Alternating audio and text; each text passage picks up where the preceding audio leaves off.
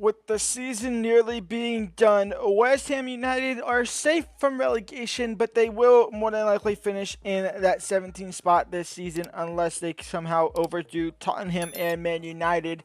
I can't believe I'm saying that as a bottom four teams there, or bottom six teams, I should really say. West Ham United are currently sitting 17th. They've had a season to forget after just winning the Conference League, not just, 3 years ago at this point. They lost Declan Rice, and ever since then, they've been absolutely just downhill. Not even like, honestly, not even just downhill. It's like it was downhill for a little bit, and then this season, it's off a cliff.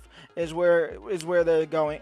So we are gonna go in here. I'm gonna give myself 10 minutes only to go ahead and rebuild. We have 70 million in the transfer budget. I'm gonna give myself 10 minutes to rebuild. My aim for this rebuild is obviously not to win the Champions League because, well, that can't happen. My aim is to finish in the top half and get deep into a run, whether that be the Carabao Cup or the FA Cup. We want to make it deep and ideally possibly even win it. I don't think that will happen, but if we can at least give it a shot and get close and maybe get into the top 7, top 6 of the Premier League, it'll be considered a successful rebuild. And then if y'all would want to see me do a proper rebuild of West Ham United onward from season 2 or even restarting it again, then I can do so. I'm gonna take a look at this team real quick, assess what we need. This formation is not gonna work. We're not playing a 3-back formation. It's just simply not gonna happen. I'm gonna see what needs to happen for us to improve on this team, and then we'll start the 10-minute timer. So just give me a second to go through this team and figure out what formation we want to play. And well, you can tell that this is definitely a team that is struggling because this is the best I got. The only good ones is honestly Kudus, Jared Bowen, and Wan-Bissaka. Those are the only good ones. Everybody else, I kind of want to get rid of, to be completely honest. So we are going to transfer list everyone there, and then we'll start the 10-minute timer. Alright, the timer is set. The players are transfer listed. We are going to go ahead and start it in 3, 2, 1, start.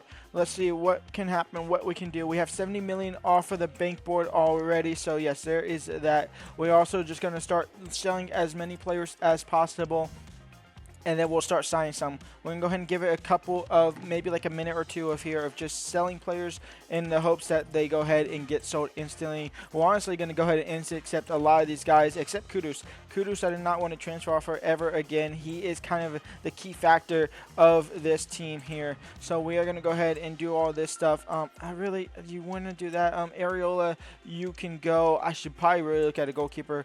So let me go ahead and do some magic real quick as well. And seeing as we really only have 70 million plus any transfer sales that might happen or might not even happen, we are going to have to go broke. To be honest, we have to spend as little as money as possible. And Manuel Neuer is worth less than $1 million, so it's a no-brainer for me to honestly bring in Manuel Neuer. So let's go ahead and bring him in. He's obviously going to be crucial. He is 84 overall. He is 38 years of age, so he will obviously deteriorate. We are going to go ahead and give him a 2-year, but hopefully not deteriorate too quickly. It could be a massive, massive mistake than what we are doing. 30K to come over to West Ham. You want more money coming over to West Ham. It makes sense because you are going to start. I'm not even going to have enough time to go ahead and sit here, so we are just going to have to go ahead and quickly do all of this. Manuel Neuer joining for 850,000. The next player we want to bring in is obviously try and strengthen our back line, so Kadioglu is going to come into the squad. Hopefully, we're going to offer Emerson plus roughly around 15 million, 14 million. See what they say to that. Hopefully they accept it. They do accept it. Maybe I played a little bit too much, but hey ho, it's the way of the game sometimes. We'll take it. We'll go on. Let's go ahead and Crucial, obviously, yes, that is as expected. He's going to want Crucial. He deserves Crucial. He is pretty much only left back. We are going to go ahead and give him a 3-year deal. Doesn't that matter? We will be only here for 1 season. 70,000. Will you accept that? They say yes to that. And Mr. Kadioglu, welcome to the squad. See, yeah, we're not having enough time to sell players at all. Next up, and seeing as we're not really going to be able to sell players, let's just swap them out. Maximum kill him in here. Worth 9 million. We are going to offer him 16 and then 10% selling cost. See what they say to that. Okay, why am I getting these deals so cheap here? I know I don't have it on I have it on loose negotiations or strictness or whatever, but not like loose negotiations. I think it is. I don't know. one of the two settings. It's not loose, it's just default. So it should be a little bit harder, but we're getting it done now. The thing is, we're running out of money, and we're running out of money quickly here. He's going to want 70K. We'll offer him 70K. He says yes to that. Mark Gahey, welcome to the squad. I need some of these players to sell, so I'm going to have to waste some valuable time here. And here's the first players leaving the club. It's Kufau, who's gone off to Bournemouth for $4.75 million. Pretty much guaranteeing Wan-Bissaka will play every single minute. Next up, on the way out, is going to be Aaron Cresswell off to Como for 860,000 C. We get 10K off of that for the Manuel Neuer deal. That's insane. We are going to go ahead and do something risky here by looking to bring in Ruben Neves off from Al Hilal in the Saudi Arabia division here. We are going to offer, the question is he going to play over, is Paqueta going to play? Yes, Souček, you're gone. If we can get rid of you, you're gone. We are going to offer him 22 million plus Souček. See what they say that. They want 32 million. We finally get a bit of a negotiation here. 24 million. You can have a 10% selling clause. And if I have to go low, I will. And now Hilal will accept that. And here we go. Crucial. Yes, obviously that's completely fine. 4-year contract, sure. Delegate or whatever that is, disregard release clause. Let's just say Ruben Neves, welcome to the squad. I still want to bring in a possible another center back / attacker. Now this guy we're bringing in, he's not necessarily going to be like first choice, but he will technically be first choice. He's just going to be more of a kind of utility player here. The question is, Areola going to play over Manuel Neuer? I don't know, but we are going to offer Areola out to try and save some money. We're going to offer him 10 million plus Manuel Neuer or Areola. They want 21 million. See, we can't afford that, so we are going to go down to 15.5 and see what they said to that. We will throw on a crazy release clause as well. 15.5 selling clause, 15%. They should say yes to that. They do. And Joe Gomez could be the last player.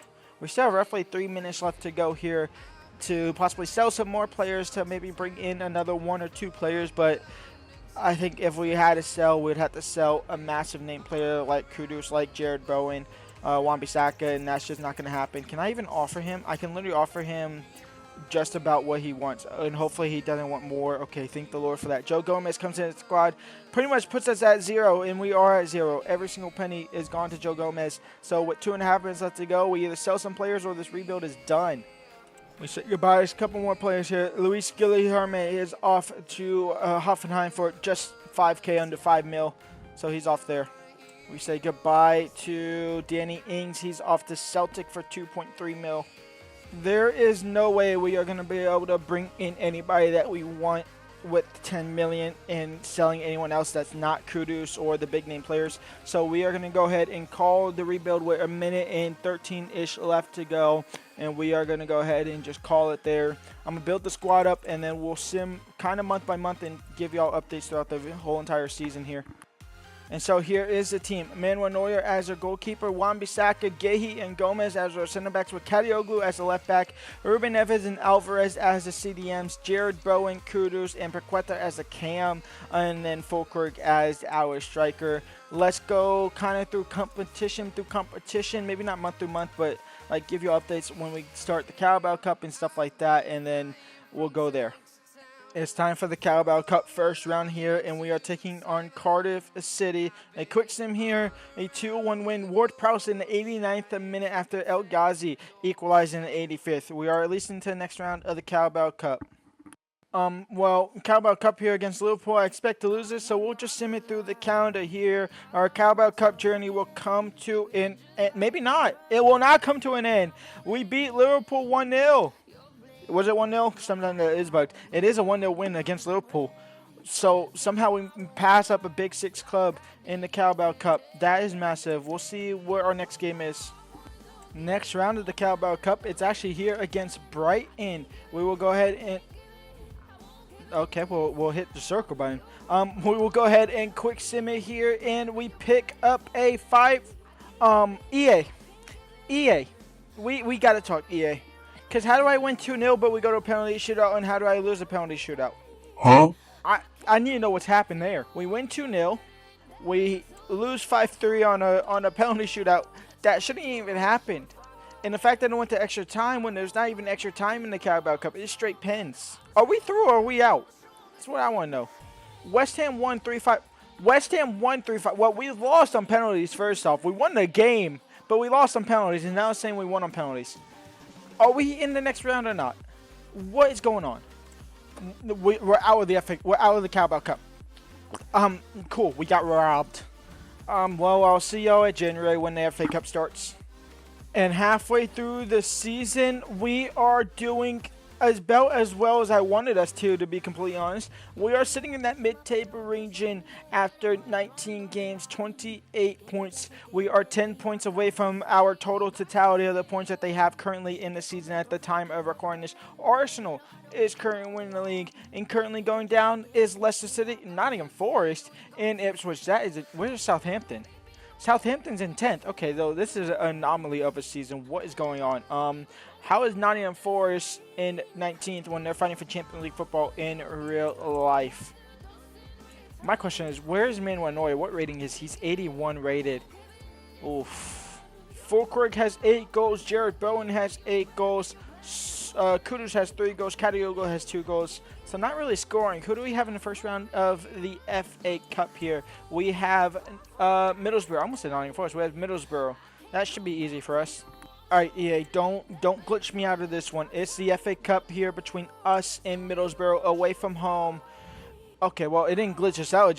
We just straight up lost.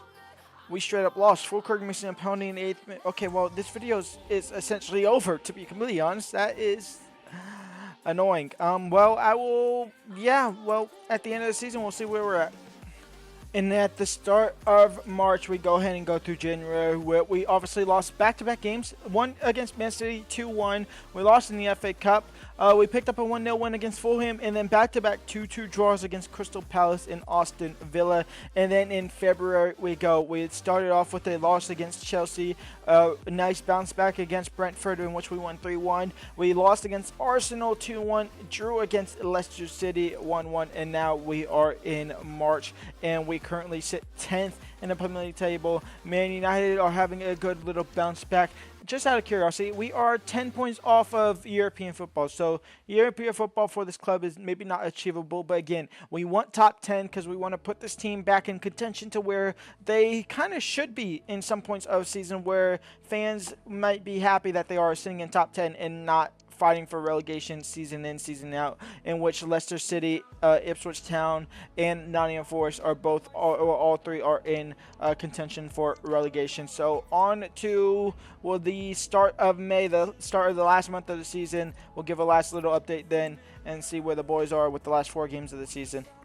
And at the start of May, we got 4 games left to go this season. In March, we went undefeated in the 2 games, a 2-2 draw and then a 3-0 win.